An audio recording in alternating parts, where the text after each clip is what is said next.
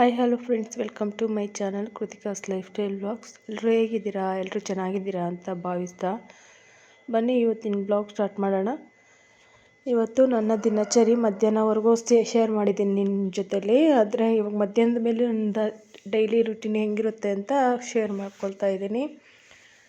ಈಗ ಸುಮಾರು 1-1:30-2 ಗಂಟೆ ಟೈಮು. ಹಸುಗಳನ್ನ ಮೇಯಕ್ಕೆ ಬಿಟ್ಟಿದ್ವಲ್ಲ, ಅವು ನೀರಿಗೆ ಹೊಡೆದಿದ್ದೀವಿ. ಒಂದು ಕಡೆ ಕುಂಟೆಯಲ್ಲಿ ನೀರು ಖಾಲಿಯಾಗಿದೆ. ಈ ಕುಂಟೆಯಲ್ಲಿ ಯಾವಾಗೂ ನೀರಿರುತ್ತೆ, ಬಟ್ ಈ ಸರಿ ಸ್ವಲ್ಪ ಕಮ್ಮಿ ಆಗಿದೆ. ನಮ್ಮ ಹಸುಗಳು ಏನಂದರೆ ಮಧ್ಯದವರೆಗೂ ಹೋಗ್ತವೆ ಕುಡಿಯೋದಕ್ಕಂತ. ಇವಾಗ ನಮ್ಮ ಮನೆಯವರು ಬಂದು ಹೊಡ್ಕೊಂಡು ಹೋದ್ರು ಮೇಯ್ಸೋದಕ್ಕೆ. ನಾನು ಮಕ್ಕಳನ್ನ ಕರ್ಕೊಬರೋಕ್ಕಂತ ಮನೆಗೆ ಬಂದೆ. ಮಕ್ಕಳನ್ನ ಕರ್ಕೊಬಂದು ಬಿಟ್ಬಿಟ್ಟು ತಿರ್ಗಾ ಮತ್ತೆ ನಾನು ನನ್ನ ಮಗ ಇಬ್ಬರು ಬಂದ್ವಿ ಮನೆ ಹತ್ರ. ಬಂದ್ಬಿಟ್ಟು ನಮ್ಮ ಮಗ ಒಳಗಡೆ ಏನೋ ಮಾಡ್ತಾಯಿದ್ದಾನೆ. ನಾನು ಈ ಕಡೆ ಗಿಡಗಳು ನೋಡೋಣ ಅಂತ ಬಂದೆ. ಅಲಸಂದ್ರೆಕಾಯಿ ಗಿಡ ಮತ್ತು ಅವರೆಕಾಯಿ ಗಿಡ ಹಾಕಿದ್ವಲ್ಲ, ಅದನ್ನು ನೋಡ್ತಾ ಇದ್ದೀನಿ. ಕಾಯಿ ಕೀಳಕ್ಕೆ ಬಂದಿದೆಯೋ ಇಲ್ಲ ಇನ್ನೂ ಎಳೆದಾಗಿದೆಯೋ ಇಲ್ಲ ಬಲ್ತಿದೆಯೋ ಅಂತ ನೋಡ್ತಾ ಇದ್ದೀನಿ. ಇನ್ನೂ 1-2 ದಿನ ಹೋಗಬೇಕು. ಇದು ದಪ್ಪ ಕಾಳು ಬರುತ್ತಲ್ವ, ಅದರದ್ದು ಅಲಸಂದ್ರೆ, ಈ ವೈಟ್ ಕಲರ್ ಬರುತ್ತೆ ನೋಡಿ ಅಲಸಂದ್ರೆ ಕಾಳು, ಅದರದ್ದು ಇದು. ಇನ್ನೂ ಸಣ್ಣದು ಬರುತ್ತಲ್ವ, ಅದು ಚೆನ್ನಾಗಿರುತ್ತೆ. ಅದು ನನಗೆ ಸಿಗಲಿಲ್ಲ, ಸೊ ಹಾಗಾಗಿ ಅದನ್ನೇ ಹಾಕಿದೆ. ಸರಿ ಒಂದು 3 ವರ್ಷದಲ್ಲೇನೋ ಇದನ್ನೇ ಹಾಕಿದ್ವಿ ನಾವು. ಅದರದ್ದೇ ಸ್ವಲ್ಪ ಬೀಜ ಇತ್ತು, ಅದನ್ನೇ ತಂದು ಹಾಕಿರೋದು. ಎಲ್ಲ ಗಿಡ ಎಲ್ಲ ಸ್ವಲ್ಪ ಹೋಗಿದೆ, ಯಾಕಂದರೆ ಗಂಜಲ ನೀರು ಮತ್ತು ಸಗಣಿ ನೀರು ಬರೋ ಕಡೆ ಜಾಸ್ತಿ ಹಾಕಿರೋದು. ಹಂಗಾಗಿ ಗಿಡ ಎಲ್ಲ ಸ್ವಲ್ಪ ಹೋಗಿದೆ. ಇರೋ ಗಿಡದಲ್ಲಿ ಕಾಯಿ ಮಾತ್ರ ಚೆನ್ನಾಗಿ ಬಿಟ್ಟಿದೆ. ನೋಡ್ತಾ ಇರ್ಬೋದು, ತೋರಿಸ್ತಾ ಇದ್ದೀನಿ. ಈ ಜೋಳ ಕಡ್ಡಿ ಚೆಲ್ಲಿದ್ದೀವಲ್ಲ, ಅದರಲ್ಲೇ ಒಂದು ಸೈಡಲ್ಲಿ ಹಾಕಿರೋದು. ಇದು ಜಾಸ್ತಿ ಏನು ಹಾಕಿಲ್ಲ, ಒಂದು ಸೈಡ್ಗಿದೆ. ಮತ್ತು ಇದು ಗೊಬ್ಬರದಲ್ಲಿ ಉಟ್ಕೊಂಡಿರೋಂಥದ್ದು ಟೊಮೆಟೊ ಗಿಡಗಳು ಸುಮಾರಿದ್ದಾವೆ. ಅದರಲ್ಲೂ ಕಾಯಿ ಬಿಟ್ಟಿದ್ದಾವೆ. ಎತ್ತಿ ಕಟ್ಟಿದರೆ ಎಷ್ಟು ಟೊಮೆಟೊ ಸಿಕ್ಕಿರೋದನ್ನು, ಆದರೆ ಗಿಡಗಳನ್ನ ಎತ್ತಿ ಕಟ್ಟಿಲ್ಲ, ಅದಕ್ಕೆ ಬೇರೆ ಟೈಮು ಸಾಕಾಗಿಲ್ಲ, ಹಂಗಂಗೆ ಬಿಟ್ಟಿದ್ದೀವಿ. ಅದು ಕೆಳಗೆ ಸಿಕ್ಕಿದ್ರೆ ಹಣ್ಣಾಗಲ್ಲ, ಕೊಳ್ತೋಗುತ್ತೆ.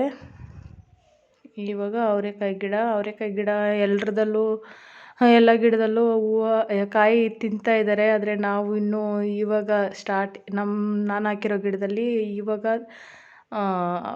ಇನ್ನು ಪಿಂದೆಗಳ ಥರ ಅಂತಾರಲ್ವ, ಅದು ಆ ಥರ ಇದೆ. ಯಾಕಂದರೆ ಸ್ವಲ್ಪ ಲೇಟಾಗಲ್ವ ನಾನು ಇಟ್ಟಿದ್ದು, ಸೊ ಹಂಗಾಗಿ ಇವಾಗ ಅದನ್ನೆಲ್ಲ ನೋಡ್ಕೊಂಬಂದು ಇಲ್ಲಿ ನಮ್ಮ ಮನೆಯವ್ರಿಗೆ ಯಾರೋ ಗಿಡಗಳು ಕೊಟ್ಟಿದ್ದರು. ಅವ್ರ ಊರಿಂದ ತಂದು ಅಡಿಕೆ ಗಿಡ ಮತ್ತು ಇದು ಏನು ಗಿಡ ಅಂತ ನಂಗೆ ಗೊತ್ತಿಲ್ಲ. ಅಡಿಕೆ ಗಿಡ ಮಾತ್ರ ಗೊತ್ತು, ಇವೆರಡು ಏನು ಗಿಡನೂ ಗೊತ್ತಿಲ್ಲ. ಅದು ನೆಡಬೇಕು, ಆದರೆ ಇನ್ನೂ ನೆಟ್ಟಿಲ್ಲ, ಹಂಗೆ ತಂದಿಟ್ಟಿದ್ದಾರೆ. ಅದಕ್ಕೆ ನೀರು ಹಾಕ್ತಾಯಿದ್ದೀನಿ ನಾನು. ಇಲ್ಲಿ ನಮ್ಮ ಮಗ ಕುರ್ತಿಗಳೆಲ್ಲ ರೆಡಿ ಮಾಡಿಬಿಟ್ಟು ಹೋಗಿದ್ವಲ್ಲ, ಆವಾಗಲೇ ಬೂಸಗಳು ಹಾಕ್ತಾಯಿದ್ದಾನೆ. ಮತ್ತು ಡೈರಿಯಲ್ಲಿ ಕೊಡ್ತಾರಲ್ವ ಹಸುಗೆ ಪ್ರೋಟೀನ್ ಪೌಡ್ರು ಅಂತೆಲ್ಲ, ಆ ಪೌಡ್ರೆಲ್ಲ ಮಿಕ್ಸ್ ಮಾಡಿ ಇಡ್ತಾನೆ ಅವನು. ಈ ಕೆಲಸ ಎಲ್ಲ ಚೆನ್ನಾಗಿ ಮಾಡ್ತಾನೆ ಅವನು. ಇವಾಗ ನಾನು ಹಾಲು ಡಬ್ಬಗಳೆಲ್ಲ ಅಲ್ಲೇ ತೊಳೆದು ಅಲ್ಲೇ ಬಾರ್ಲಾಕಿದ್ದೆ. ಇವಾಗ ಹಸುಗಳು ಬರ್ತಾವಲ್ಲ ಅಲ್ಲಿ, ಸೊ ಅದಕ್ಕೆ ಅದನ್ನು ಎತ್ತಿ ಈ ಕಡೆ ಇಡೋಣ ಅಂತ ಹೇಳ್ಬಿಟ್ಟು ಸೈಡ್ಗೆ ಎತ್ತಿಕ್ತಾಯಿದ್ದೀನಿ. ಬೆಳಗ್ಗೆ ತೊಳಿಬೇಕಾದ್ರೆ ಅಲ್ಲೇ ತೊಳೆದು ಅಲ್ಲೇ ಬಾರ್ಲಾಕ್ಬಿಟ್ಟಿದ್ದೆ. ಒಂದೇ ಸರಿ ತೊಳೆದು ಈ ಕಡೆ ಎತ್ತಾಕ್ತಾ ಇದ್ದೆ. ಬೆಳಗ್ಗೆ ಗೊತ್ತಿಲ್ಲ, ಅಲ್ಲೇ ಬಾರ್ಲಾಕ್ಬಿಟ್ಟಿದ್ದೀನಿ. ಡೈರಿಗೆ ಎತ್ಕೊಂಡು ಹೋಗೋ ಕ್ಯಾನು ಮತ್ತು ನಮ್ಮ ಮನೆಯವರು ಸಪ್ಲೈ ಮಾಡೋಕ್ಕೆ ಹೋಗ್ತಾರಲ್ವ, ಆವಾಗ ಕಟ್ಕೊಂಡು ಹೋಗೋ ಕ್ಯಾನು ಎಲ್ಲನೂ ಇಷ್ಟಿರುತ್ತೆ. ಮತ್ತು ಬಕೆಟ್ಗಳೆಲ್ಲ ನಮ್ಮ ಮನೆಯವರು ಬೆಳಗ್ಗೆ ಹೊತ್ತು ಟೈಮ್ ಇತ್ತು ಅಂದರೆ ತೊಳೆದಾಕ್ತಾರೆ, ಇಲ್ಲಾಂದರೆ ಹಂಗೆ ಇಟ್ಟಿರ್ತಾರೆ. ಮಧ್ಯಾಹ್ನನೇ ಎಲ್ಲ ತೊಳೆಯೋದು. ಮಧ್ಯಾಹ್ನ ಅಂದರೆ ಹಾಲೆಲ್ಲ ಸಪ್ಲೈ ಮಾಡಿಬಿಟ್ಟು ಬಂದಮೇಲೆ ಎಲ್ಲ ತೊಳೆದು ಹಾಕಿದ್ರೆ ಆಯಿತು.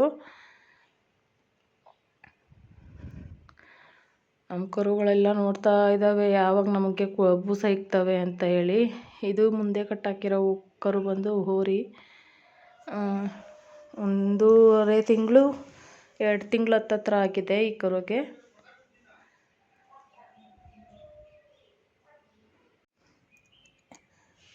ಇವಾಗ ಎಲ್ಲ ಎತ್ತಿಟ್ಬಿಟ್ಟು ನಾನು ಕರುಗಳಿಗೆ ಕಲಸಿಡ್ತೀನಿ.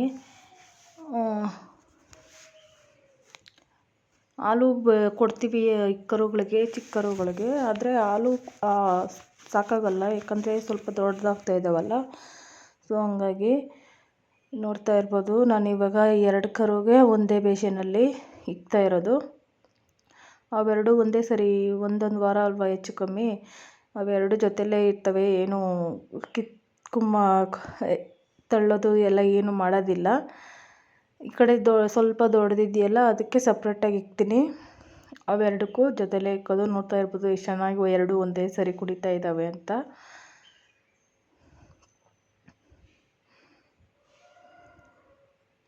ಇದು ಅವೆರಡಕ್ಕಿಂತ ಸ್ವಲ್ಪ ದೊಡ್ಡದು. ಮತ್ತು ಕುರಿಗೂ ಇಕ್ತೀವಿ.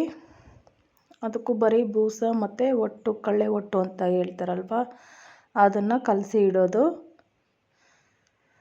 ಈ ಓರಿ ಕರು ಇದೆ ಅಲ್ವಾ, ಅವ್ರ ಅಮ್ಮ ಇದು. ಸ್ವಲ್ಪ ಕರು ಹಾಕಿದಾಗಿಂದ ಇದಕ್ಕೆ ಹುಷಾರಿಲ್ಲ, ಸ್ವಲ್ಪ ವೀಕ್ ಆಗಿದೆ. ಅದಕ್ಕೆ ಇದನ್ನು ಮನೆಯಲ್ಲೇ ಕಟ್ಟಾಕಿದ್ದೀವಿ. ಇಷ್ಟು ಮಾತ್ರ ಇದೆ. ಯಾಕಂದರೆ ಅದು ಕರು ಹಾಕಿದ್ಮೇಲೆ ಒಂದು ವಾರ ಚೆನ್ನಾಗಿತ್ತು. ಆಮೇಲೆ ಮಲ್ಕೊಂಡಿದ್ದೇ ಇಲ್ಲ. ಆಮೇಲೆ ಸ್ಟ್ಯಾಂಡು ಇದೆಯಲ್ವಾ ಡೈರಿಯಲ್ಲಿ, ಅದೆಲ್ಲ ಎತ್ಕೊಬಂದು ಹಸುನ ಇಳಿಸಿದ್ದು. ಇಷ್ಟು ಸ್ವಲ್ಪ ಸ್ಟೇಡಿ ಆಗಿದೆ ಇವಾಗ.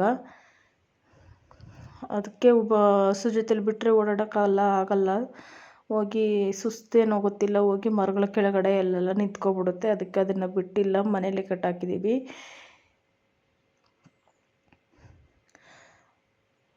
ಅದಕ್ಕೂ ಇವಾಗ ಕುಡ್ತಿ ಇಡ್ತಾಯಿದ್ದೀನಿ.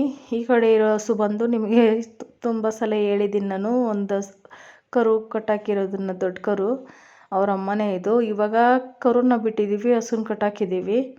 ಯಾಕಂದರೆ ಕರು ಅದಿನ್ನೂ ಅಷ್ಟು ದೊಡ್ಡ ಕರು ಆಗಿದೆ, ಇನ್ನೂ ಸೆವೆನ್ ಕೊಡೋಕ್ಕೆ ಬಂದೇ ಇಲ್ಲ. ಬಯಲು ಮೇಲೆ ಬಿಟ್ಟರೆ ಸ್ವಲ್ಪ ಬೇಗ ಓಡಾಡಿಕೊಂಡು ಇದಾಗುತ್ತೆ ಅಂತ ಹೇಳ್ಬಿಟ್ಟು ಹಸುನ ಕಟ್ಟಾಕಿಬಿಟ್ಟು ಕರುನ ಬಿಟ್ಟಿದ್ದೀವಿ. ಆ ಕರು ಅವ್ರ ಅಮ್ಮನೇ ಇದು. ಯಾವ ಕರು ಹೋಗಿ ಕುಡಿದ್ರೂ ಹಾಲು ಕುಡಿಸುತ್ತೆ ಅದು. ಇವಾಗ ಅವುಗಳಿಗೆ ಎರಡಕ್ಕೂ ಮತ್ತು ಕರುಗಳಿಗೆ ಎಲ್ಲ ಇಟ್ಟಿದ್ದಾಯಿತು. ನಮ್ಮ ಮಗ ಮಿಷಿನ್ ಹಾಕೋದಕ್ಕೆ ರೆಡಿ ಮಾಡ್ತಾ ಇದ್ದಾನೆ. ಈ ಕಡೆ ಇರೋ ಹಸು ಮಿಷಿನ್ ಹಾಕ್ಸ್ಕೊಳ್ಳುತ್ತೆ, ಆ ಕಡೆ ನಮ್ಮ ಕೈಯಲ್ಲೇ ಕರ್ಕೊಳ್ತಾರೆ. ಅವನಿಗೇನು ಭಯ ಇಲ್ಲ, ನಮ್ಮ ಮಗನೇ ಕರ್ಕೊಬಿಡ್ತಾನೆ ಹಾಲು. ನನಗೆ ಕೈಯಲ್ಲಿ ಕರಿಯೋಕ್ಕೆ ಬರೋದಿಲ್ಲ, ಮಿಷಿನ್ ಹಾಕ್ತೀನಿ. ಕೈಯಲ್ಲಿ ಕರಿತೀನಿ, ಫಾಸ್ಟಾಗಿ ಬರೋಲ್ಲ, ಸ್ಲೋಗೆ ಕರಿತೀನಿ ನಾನು. ಇವಾಗ ಹಸುಗಳು ಬರೋಷ್ಟರಲ್ಲಿ ಈ ಎರಡು ಹಸುದಲ್ಲಿ ಹಾಲು ಕರೆದುಬಿಟ್ರೆ ಅದರಲ್ಲಿ ಕರಿಯೋದಕ್ಕೆ ಸ್ವಲ್ಪ ಈಸಿ ಆಗುತ್ತೆ ಅಂತ ಹೇಳಿ ಫಸ್ಟೇ ಮಿಷಿನ್ ಹಾಕೋಣ ಅಮ್ಮ ಅಂತ ಹೇಳ್ಬಿಟ್ಟು ನಮ್ಮ ಮಗ ಹಾಕ್ತಾಯಿದ್ದಾನೆ. ಅವನಿಗೆ ಹಸುಗಳು ಕೆಲಸ ಎಲ್ಲ ಮಾಡೋದಕ್ಕೆ ತುಂಬಾ ಇಷ್ಟ ಆಗುತ್ತೆ. ಬಟ್ ನಮ್ಮ ಮನೆಯವ್ರು ಬಿಡಲ್ಲ. ನಂತರ ಇದರಲ್ಲೇ ಬ್ಯುಸಿ ಆಗಿಬಿಡ್ತಾನೆ, ಓದೋದ್ರ ಕಡೆಗೆ ಇಂಟ್ರೆಸ್ಟ್ ಕಮ್ಮಿ ಆಗುತ್ತೆ ಅಂತ ಹೇಳಿ. ಆದರೂ ಮನೇಲಿ ಇರಲ್ಲ ಅವನು. ಸ್ಕೂಲಿಂದ ಬಂದಿದ ತಕ್ಷಣ ಹಸು ಮನೆ ಹತ್ರ ಬಂದುಬಿಡ್ಬೇಕು ಅವನು. ಬಂದಮೇಲೆ ಇಲ್ಲಿ ನಮ್ಮ ಮನೆಯವರು ಡೈರಿಗೆ ಎತ್ಕೊಂಡು ಹೋಗೋವರೆಗೂ ಇಲ್ಲೇ ಇರ್ತಾನೆ ಅವನು. ಡೈರಿಗೆ ಹಾಲು ಎತ್ಕೊಂಡು ಹೋದವಾಗ ಟ್ಯೂಷನ್ ಕರ್ಕೊಂಡೋಗಿ ಬಿಟ್ಬಿಟ್ಟು ಮತ್ತೆ ರಾತ್ರಿ ಕರ್ಕೊಂಬರೋದು.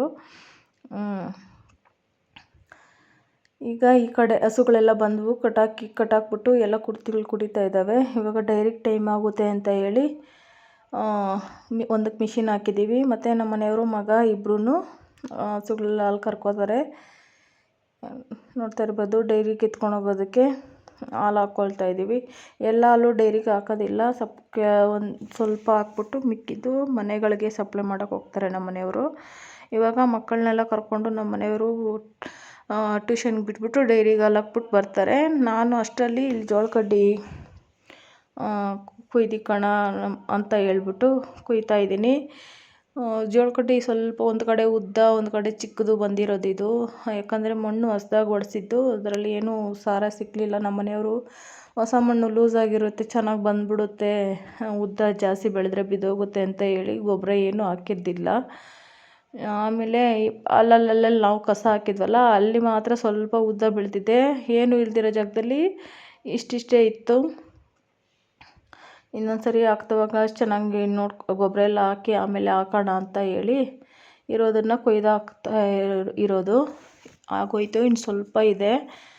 ಈ ಕಡೆ ದೊಡ್ಡದೆಲ್ಲ ಅಮ್ಮ ನಾನು ಕೊಯ್ತೀನಮ್ಮ, ನೀನು ಕೊಯ್ಬೇಡ ಅಂತ ನಮ್ಮ ಮಗ ಜಗಳ ಮಾಡ್ತಾನೆ ನಾನು ಕೊಯ್ಯೋಕೆ ಹೋದರೆ. ಅದಕ್ಕೋಸ್ಕರ ನಾನು ಇಲ್ಲಿ ದೊಡ್ಡದನ್ನು ಬಿಟ್ಬಿಟ್ಟು ಚಿಕ್ಕದನ್ನು ಕೊಯ್ತಾ ಇದ್ದೀನಿ.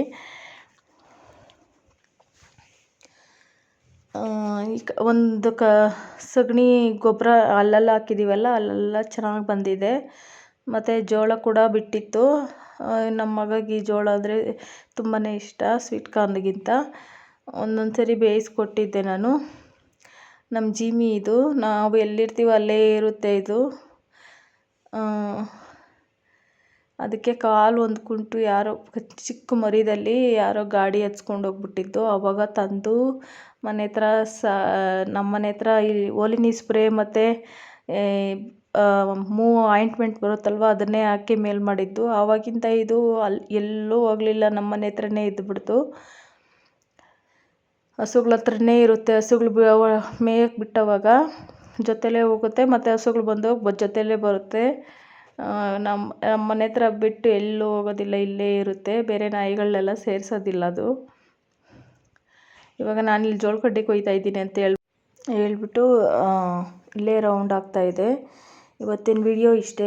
ವಿಡಿಯೋ ಏನಾದರೂ ನಿಮ್ಗೆ ಇಷ್ಟ ಆಗಿದರೆ ಪ್ಲೀಸ್ ಒಂದು ಲೈಕ್ ಕೊಡಿ, ಹಾಗೆ ಕಮೆಂಟ್ ಮಾಡಿ, ಫ್ರೆಂಡ್ಸ್ ಆ್ಯಂಡ್ ಫ್ಯಾಮಿಲಿಗೆ ಶೇರ್ ಮಾಡಿ, ಸಬ್ಸ್ಕ್ರೈಬ್ ಮಾಡ್ಕೊಳ್ಳಿ ನಮ್ಮ ಚಾನಲ್ಗೆ. Thanks for watching. ಸಿಗೋಣ ನೆಕ್ಸ್ಟ್ ವ್ಲಾಗಲ್ಲಿ. ಬಾಯ್.